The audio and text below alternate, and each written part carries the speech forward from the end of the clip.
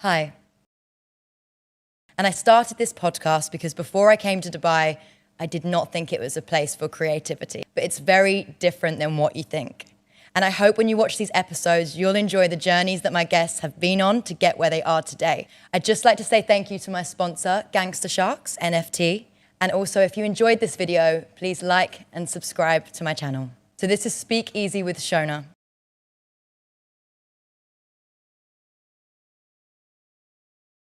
Today I'm here with radio presenter Georgina Barnes. Hi, Georgina. Hello. How are you? It's so good to be here. This set is actually amazing. I walked in and it's like old school. You've got the whole like black and white vibes going on. So yeah, it's really good to be here. I say it reminds me of like a Blues Kitchen type of place. Yes, that sort of vibe. And it's perfect like date night lighting. Yeah, I love it. Like we're having a little date right now. I know, in our little chunky boots. I know, matching. So tell me about yourself and tell everyone about yourself, where you grew up, and how you ended up in Dubai. Yeah, so I grew up in southwest London and I trained at a school called Lane Theatre Arts, so it's a college I should say. And I did a 3-year course in musical theatre. So it was singing, dancing, acting, voice work. And I've always been a dancer since I was younger. And singing was sort of at the bottom for me. I wasn't a strong singer, but I really enjoyed the acting and sort of the presenting and the voice work side of things as well. Mm-hmm. So I think I graduated from Lanes at the age of 19, and it's just such a hard industry to get into. It's so difficult. It's so competitive, and you'd be going to these auditions up in London, spending £9 on a train ticket every single time you have to go there. It's just expensive, and you're doing 4 or 5 auditions to try and get into, say, the West End show of Wicked, or I did an audition for Bend It Like Beckham, and I got right to the end, to the final round, and then got cut. And I kept on just getting disheartened by it because the talent is so great in the UK and in London. I just fancied a change. And I feel like the contrast, like you said, from here to UK, you walk into a bar in London and there's another 10 actors, there's another 10 singers, there's another who all want to do the same thing. And it's like sardines, it's so tightly packed. Yeah. And yeah, everyone wants to do the same thing. And then you come to Dubai, and even though there are creatives, and obviously I made this because I wanted to talk to the creatives in Dubai, you've got more opportunity because there's more space, and like there's less like everyone's like fighting for the same thing. Yeah, absolutely. You'd walk into an audition in London, like the Pineapple Dance Studios is like the main one that everybody goes to, and you'd see everybody from your year, the year above you at college, everybody from different stage schools, and it's all like, you know, we're trying to be nice, we're trying to sort of say, hi, how are you, have you been? But actually we all just want that one job. You do, yeah. So I just thought, I just fancy a change, and I was actually looking at people's Instagrams of people here in Dubai, and I thought that life looks amazing. Beach on the weekend, so many things to do. So I thought I'm going to try the whole acting, presenting, dancing, performing, musical theatre thing in Dubai. And I just randomly got a job actually in London through a Skype interview. And at the age of 21, I packed my bags up and said, Mum, I'm going. I want to change. So that job that you got, yes. What was that job? It was teaching for Dubai Performing Arts, which is a massive like acting, singing, dancing school out here. And I taught the acting and the jazz dancing and the musical theatre. So I did that for a while and then decided I just miss performing myself. Like I do love teaching, and it's amazing to aspire young children to do what I wanted to do when I was a kid, but I really missed it myself. So that's when I sort of started freelancing, doing a bit of TV work, YouTube videos, social media sort of stuff. Trying out everything. I literally did everything I could, and I think I like blagged my first presenting job. It was for, do you know Dubai Garden Glow? I'm not sure if you've heard of it or been. Yes. It basically has 4 different sort of sections to it. So I managed to get footage, and it looked like I'd done 4 different jobs. So I sort of, through that That's one clever. job. I like that. It was quite cool. So there was like a dinosaur park, an ice park, a normal park. And I just basically had to talk to the camera and show people around. And from that, I put a little sort of mini show reel together, whacked it out to a few like agencies and stuff out here, and so slowly started picking up work. And was that when IB for Global came into the picture? That was it, yeah. So tell us about IB for Global. Yeah, so it was probably the best thing that happened to me out here, and I can't thank my old boss enough for sort of believing in me from having no radio experience and just having a musical theatre background. So I think the confidence and wanting to perform and being in front of an audience obviously came from Lane's and that musical theatre background. But radio is completely different to any sort of performing. I was going to say, you went from performing arts to something kind of similar to me in a way. Yeah, that's why I was so looking forward to talking to you today, because I feel like we have a lot to discuss. Yeah. But going from performing arts to being sat like radio presenting. Yeah. And it's just different because It's so different. you are being yourself. Yeah. But you're still performing in a way. You've literally hit the nail on the head. Like when I first started radio, I was so over the top. My boss said to me, "You sound like you're something out of pantomime." I was just over the top. I was like, "Good morning." And my boss Theo said, "You don't like, would you say that to your mate in a cafe?" I wouldn't be like that. I'd be like, "Good morning, you okay?" Mm-hmm. And so you're right, you've sort of got to be in between sounding motivating and positive in the morning, but also just being yourself and relaxed and natural behind the mic. Well, that's funny you say that, because first ever time I did radio, I wish I was just doing an over-the-top voice, but I stuttered the whole way through. And I listened to it back and I was like, I can't deal with it right now. And then obviously you get more used to it, but that was one of the main things for me. Rather than being over the top, I was just stuttering over. I don't know, I think it was just nerves really. Yeah. But then you get used to it, obviously. So Ibiza Global, was that your first main like radio that you joined? Yeah, radio so station? apart from doing like little voiceovers and stuff, it was my first sort of live radio show. So it was just a massive, massive learning curve in every single way. Like my knowledge about electronic and house music, I'm used to listening to the good old Justin Bieber and Justin Timberlake. Because you weren't like that sort of way inclined, were you? So that music was very like kind of new to you, that sort of theme. It was so new, and I think a singer and a singer and a producer is so different to a DJ, or a singer, I should say, is really different to a DJ. And learning how DJs work and produce music and mix music and the sounds through electronic music, like you probably know yourself with presenting, the more knowledgeable you are about what you're talking about, the more confident and better your sounds. Because otherwise it's like you're acting. Like I had to pretend for a long time. Yes. I knew about house music and knew about the latest festivals and DJs and what was happening in Ibiza, and it's mainly like the DJ names, and they're very hard to pronounce as well because they're all of these Eastern European sort of names. That would be something I would struggle with massively. So I've gone from like announcing Madonna, who I listened to every single day when I was like 7, 8 years old, to Fritz Kalkbrenner and obviously Jamie Jones and Black Coffee and just all of these obscure sort of names. Love Black Coffee so much. He is just the best. Yeah, because being on Ibiza Global opened up quite a lot of doors for you as well, and festivals. Yes. So you managed to go to Ibiza at one point as well, didn't you? So that was sort of my decision and Ibiza Global Radio's decision. I obviously wanted to go myself to experience the vibe that music makes you feel out there, because over there it's all about the music, the DJs, going out until 6 a.m. and appreciating just music keeping you going basically. Yeah. So I thought I'm just going to go out there, and obviously my work were really supportive of that. They said go out there, experience it, and why don't you pop into the Ibiza Global Radio studio in Ibiza at the same time. That's amazing. Yeah, so I was off to Formentera Islands with my mate, and I saw it on the side of the road. I said, that's it, that's the studio. So I ended up just randomly going in there. And then the next day, I was hosting Morning Sound with Jose Maria Ramon, because I did the Morning Sound show here.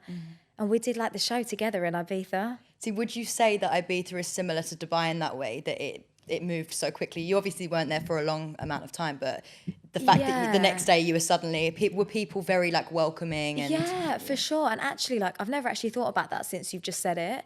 But like, definitely, they could have been like, you know, just showed me around the studio, but you never know. I said, right, next day you're in. So like you said, Dubai and Ibiza, everybody just wants to help and give other people opportunities. Definitely. And do you think that your performance background helped you confidence-wise with any of these festivals that you were at? And do you think that had a massive impact in it? Or do you think it was like starting all over again when you started presenting? I feel like the confidence, and obviously musical theatre, you're performing in front of a live audience. Same as radio, it's all live. So I feel like that aspect, yes. But again, with radio, it's just completely toning it down. And that's what I really had to work on, just sitting here pretending I'm talking to a mate. I think at one point I even put a picture of my friend up on the wall in the studio and just thought, I'm talking to you. I'm not talking to a big auditorium of people like what I was doing at Lanes and back in London. So yeah, confidence-wise, definitely came from the whole musical theatre background. And probably the rejection that you faced with drama school, like obviously you went to drama school, but getting into West End shows and that sort of thing, I always say to people that rejection is one of the hardest things, but the best things that can happen to you, because that's probably gave you that kind of fire and drive to like send off applications to Ibiza Global. Yeah, absolutely. Rejection definitely makes you stronger, but the one thing you can't let it defeat you though.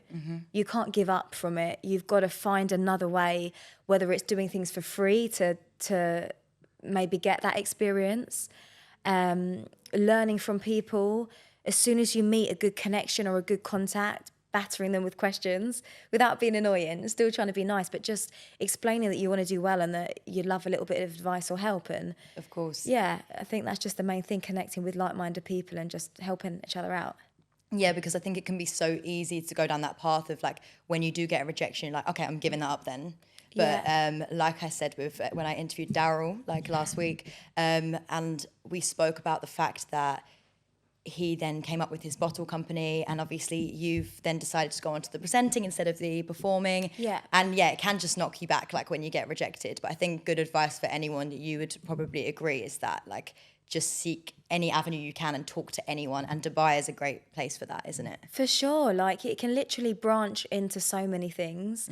Like I know radio is different to musical theatre, but if something does get you down, I think maybe just think of another option that's similar but different at the same time. Of course, yeah. You know, they're all connected in some way. It's all performing, it's all being a personality, it's all entertaining. So it all sort of comes under the same branch. But just because I didn't make it into 5 West End shows in a row, I thought let's perform in a different way, and it's through entertaining people on the radio and TV instead. It's great, and I think you're where you're meant to be right now. I feel like when I speak to you, I feel that energy in you. Definitely. Like when I see clips of you or when I listen to you, I'm like, yeah, this is what she's meant to do. So I think like you can sense that in you. And along with festivals, it opened up another door, which is Channel 4. Yeah, it honestly, like Dubai, anybody wanting to move to Dubai, like I think I said to you when I first met you, just stick it out at least for a year. It can be a lonely place. It can be confusing. It's you've got to be open-minded. There are so many different nationalities, so many cultures here. It's not like London where, you know, you walk into an audition and you're going to see everybody, you know. You're going to meet so many different people, workers, taxi drivers. Just talk to anybody and be open-minded about Dubai and stick it out for a year, because once you find your ground here, it can take you anywhere. Yeah. It really can. And that took you to Channel 4. Yeah. How did you land that? So I was hosting the breakfast show on Ibiza Global Radio for just over 2 years. And there was a slot open for the breakfast show on Channel 4.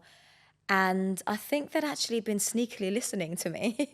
Well, not sneakily, but they didn't announce that they were looking for like, a we position. want her? Yeah, apparently they'd been listening for a month. And obviously the stations are completely different. Ibiza Global Radio is not so heavily talking. It's more all about the music, whereas Channel 4 is, I think, maybe 60% talking and 40% music over the whole show. So it's a lot more talking links per hour, double, I'd say. It's a lot more personality, talking about random and relatable topics, whereas Ibiza Global Radio's latest festival, about the DJs, what the DJs are doing, the sounds of the music, how it makes you feel. So, Channel 4, obviously, it was a bit of a risk to take me on board, bearing in mind I've never done commercial radio before. But again, I'm so thankful for my new boss, Chris, for believing in me and giving me the opportunity to try different style stations. So they sort of approached me and said, look, this is the position we want. Are you interested? And I sort of went for it.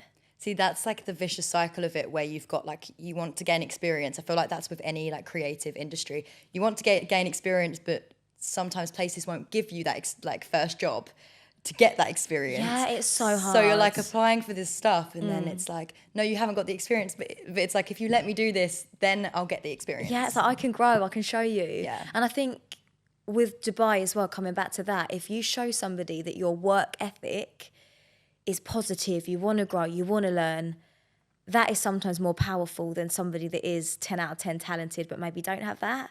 100%. So it's all about pushing, working hard, wanting to learn. And with Channel 4, compared to IB for Global, I think you mentioned to me before that there's a lot more prep that goes into it in terms of topics of conversation for each show. Yeah, for sure. So because Channel 4 is a lot more jam-packed with the talking, I feel like I don't have as much time during the show to prep. So I do like to come in to the breakfast show at 5:30 in the morning, really early. How do you do? Yeah, I'll ask you that next. But yeah, With the content already sort of there. So then at least, you know, if there's literally 1 or 2 songs and then boom, I'm in talking again, at least I have a little bit of content to talk about. But then with the great thing with radio is it can branch off to absolutely anything. You might start off in a certain topic, but then a caller might call in and have their opinion on it. So then you might not stick to necessarily the content that you planned, and it might branch off to all of these things, which is the most magical thing about radio. You can prepare as much as you want, but whether you stick to that preparation is a different story. and it gives you content when someone else gets involved in the show, I doesn't know. it? I'm like, yes, I can save my content till tomorrow now. I don't have to work when I get back home. Yeah, you've got it all stocked up. I do a little star and I'm like, right, move on to the next day. So, you know, Ibiza Global started at 6 a.m. and Channel 4 6 a.m. as well. Yeah, same slot. How did you find it difficult when you first started doing the morning slot to get up consistently Monday to Friday at such an early time and get yourself out and get yourself into that zone that's like, morning? Yeah. Like, how did you find that? It takes a while to get used to it, and you actually just have to get used to being extremely tired for like half of your life. Mm-hmm. I don't think you can ever get used to it. For me, I can't get to bed at 7 o'clock p.m. and wake up at 4:30. It's just not in me to do that. So I do go to bed at around 9:30, 10, and I do maybe get 6 hours sleep, but then, you know, a little bit of coffee, a little bit of having a brilliant co-host to get each other through the show, which I do with Channel 4. You help each other get through it, and having an afternoon nap and just sort of scheduling your day. So I don't want to go home and sleep all day, because that's what life is that.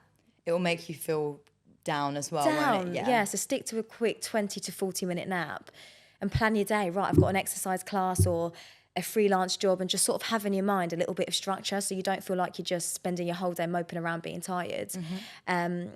And I just think in the back of my head, I think to be able to host a breakfast show, which is prime slot, waking up the UAE with a bit of chat, music, and it's just such a privilege. It really is. So cool. So I think thinking about that, I don't want to complain about being tired. I've just got to do the job, smash it, and then sort of manage myself after the show.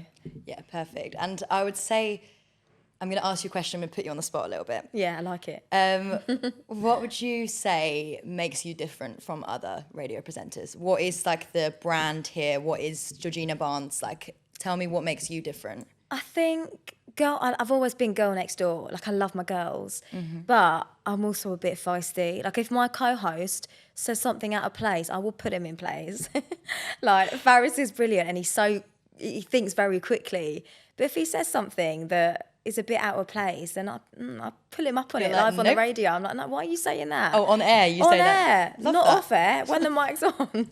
So yeah, I love being girl next door, like the sort of girl that you'd love to go for a cocktail with, because I love my girls, but I like to say things that are wrong as well. Yeah, love that. So in terms of being here in Dubai, do you ever get homesick? I do. I feel like it comes and goes. So I feel like once I've been at home, it's a massive refresher. Whenever I go back to London, I come back feeling nice and refreshed, that I've missed Dubai a little bit, that I just want to get back to my own little space and my own routine that I have out here. But I think like every 5 months, I'd say, I go through a little stage of just wanting a little break from it, going back to see my mum and my family, having a lie-in, just feeling like I want to go home, maybe have some home-cooked food and just do some normal stuff. Home-cooked food, see, that is the best thing ever. A nice chili con carne, nice lasagna already put on the table. You can't beat that. It's unmatched. That's what I felt like when I went back for Christmas. Yeah. Same as you, like a little bit lacking motivation when I got back. And then the moment that you're here, it's like you miss home, but you know that you're making so much more steps like here. Yeah, for sure. And I think you've got to think about your progression in Dubai and how fast you move compared to London. So I think when you do sort of miss home, you've got to think, go back, have a break, see your family, but then come back ready to sort of be on top of the world again. Take on the world. Yeah, take on the world. And what would your advice be for someone that wants to kind of be where you are? Like, what would you say steps to take? Maybe just even like a first step, someone that hasn't even had like a opportunity yet or hasn't done anything in that sort of sector. What would you say a little first step advice would be? This sounds a bit different, but use social media in the right way. Even if it's sending, I think that's how much we connected. It was just connecting on Instagram and just saying, look, I'm new to Dubai, or even if you're not new to Dubai, I want to do this. Could you give me a contact, or could you give me one little step in the right direction? And then building up your profile through social media as well, showing what you can do, showing what you're about, creating and marketing yourself in the right way. So you would say utilising the people around you and the people that you've got? Yeah, the people around you. And if you haven't got those people, reach out to them. LinkedIn, Instagram, and just let people know that you're around and on the market. Because I think it's so easy to feel like you're being pushy or you're being like needy, but I think people don't view it like that as much in Dubai. I think people actually want to help, don't they? Yeah. Like it feels like that. I think especially actually since COVID hit, everybody's like raring to go. Like leave COVID behind. Everybody's have had their wage cut, lost their jobs, felt really unmotivated staying in. I know that's actually what pushed me. I felt so unmotivated. Being in a flat on the 67th floor with a tiny balcony, I lost my job. And I thought, once this is over, I need to do something about it. I need to be happy in my mind again and get back to something that I really love doing. So, I feel like just people are willing to help here. And especially 2023, like, don't be shy to just put yourself out there a bit more. It's not about being cool and laid back anymore. I feel like it's about working hard and being successful, and people appreciate that as opposed to looking down on it nowadays. Of course. It's changed, hasn't it? It's just changed like when we so were much. at school, like being the eager one, it was like, you're a little geek, go and sit in the corner of the teacher's pet, get in the corner of the classroom. But now it's like, yeah, girl, like you're working hard. Now like, we strive to be those people, and they're the people we reach out to on LinkedIn or any platform. Exactly. And it's the people we take advice from that we probably, like you said, at school would have been like, she thinks she's like, who do you think you are? Yeah, it's so different. You actually led me perfectly onto my next question. 2023, what's in store for Georgina Barnes? Oh, I mean, I feel like my main focus is my new job. Channel 4. Yeah. But also using Channel 4 to just branch out to a bit of TV stuff, podcast. Like, I love doing this. It's my first podcast with you. I know, how amazing is that? Yeah. So just to do more things like this, definitely traveling a little bit more. And I think the more you actually do as a person and the more life experience you get, the more you can share on the radio and talk about. Of course. So I think the more you get out there, go and do stuff. And my boss actually said this to me, get out after 10 o'clock after your show, go and do something with your day. Go and meet people, because it then creates more stories to tell. Of course. That's the thing. You have to, I think that's what is the added thing, even though it sounds stupid to say socializing and stuff. Oh, I have to socialize so much. Yeah. But with radio, to be an interesting person and to have things to talk about, you have to be spending the money and going out and like trying new food places, trying new drinking spots. Like, it's got to be like a social thing. You've got to be able to say, I did this the other day, I tried out this. For sure. Because you're advertising places as well. Definitely. And yeah, like you said, go out, try it. There are so many cool things to do in Dubai and cool people to meet. And they tell the best stories, ones that personally you enjoy, because then you can be passionate about telling them. I used to be such a boring person, honestly. But since moving... I don't believe that. In London, I was just very chilled. Couldn't be bothered to get into London and sort of... I think actually training at Lanes, you've got to be so dedicated to your course. It's not like going to normal uni or normal college. It's not like going to those naughty parties where... you have a boyfriend since like 14 because you're so concentrating on being the best dancer, and it's such a competitive industry. I think only since moving to Dubai at 21, I've actually started branching out and getting out there a little bit more. Because drama schools are difficult. Like I auditioned for quite a few and I got accepted into a couple, but they weren't like, long stories, like they weren't top choice. And obviously drama school's a big commitment because it's financial and it's 3 years of your life, Yeah. maybe longer. And even though it opens up a lot of opportunities, like you said, it consumes you. And I think doing something like presenting and radio can open so many more doors. Yes. And there's way more. I'm not putting, like, obviously it's an amazing thing to perform and like be in the West End and on television, but something about voice things opens up so many opportunities. Yeah, no, you're right. It consumes so much of your life, both mentally and physically. Did you struggle at all, like mentally, throughout the 3 years? Yeah, like I was one of the youngest ones. The girls weren't particularly nice to me at Lanes. Very judgmental school to go to. Yeah, it's known as the best musical theatre school in London, but it's competitive. People talk about you. And I went when I was 16, which was really young. I wasn't mentally mature enough at all. I was like a little baby still. Yeah. So it was really hard, but I had to push through it. And my mum said to me, keep going. Don't exit in your third year. Keep going. And I'm glad I did, to say I completed it. But then after that, I think that's as well why I moved to Dubai so young. I just wanted to get out and experience life. I feel like I missed out on that. Being at Lanes and not particularly enjoying it as much as I could have and going too young. I was just like, I just want to go to Dubai. I want to get out. I want to be at the beach every weekend. I want to push my career.